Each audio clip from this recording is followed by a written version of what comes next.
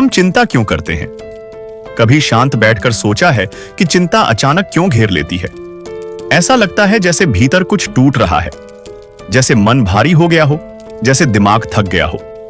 सच्चाई यह है कि जब हम चिंता करते हैं तो हमारा मन और हमारी बुद्धि दर्द में होते हैं।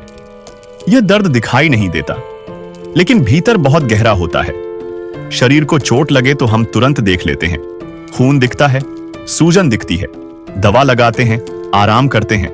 कुछ दिनों में घाव भर जाता है, लेकिन मन की चोट न तो दिखाई देती है, न ही हम उसे गंभीरता से लेते हैं। मान लो किसी ने आपको सबके सामने अपमानित कर दिया।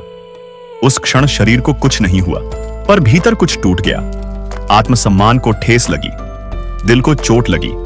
वह एक वाक्य बार बार स्मृति में लौटता है। रात को सोते समय, अकेले बैठते समय, काम करते समय धीरे धीरे वही चुभन चिंता में बदलने लगती है। हम सोचते रहते हैं, लोग क्या सोचेंगे, फिर ऐसा हुआ तो क्या होगा, मैं इतना कमजोर क्यों हूं?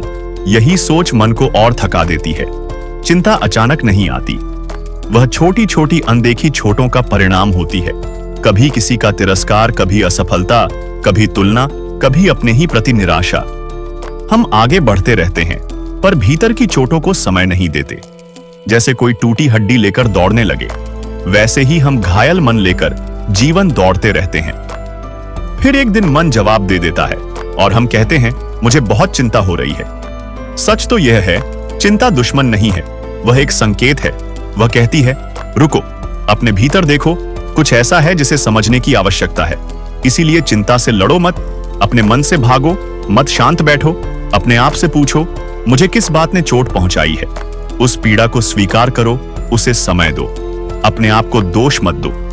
धीरे धीरे जैसे घाव पर मरहम लगता है, वैसे ही समझ और धैर्य मन को भरने लगते हैं। जब भीतर की चोट ठीक होने लगती है तो चिंता भी धीरे धीरे कम होने लगती है।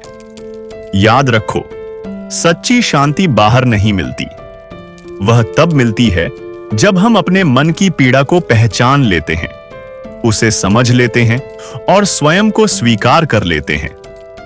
तभी भीतर स्थिरता आती है और वही स्थिरता चिंता को शांति में बदल देती है।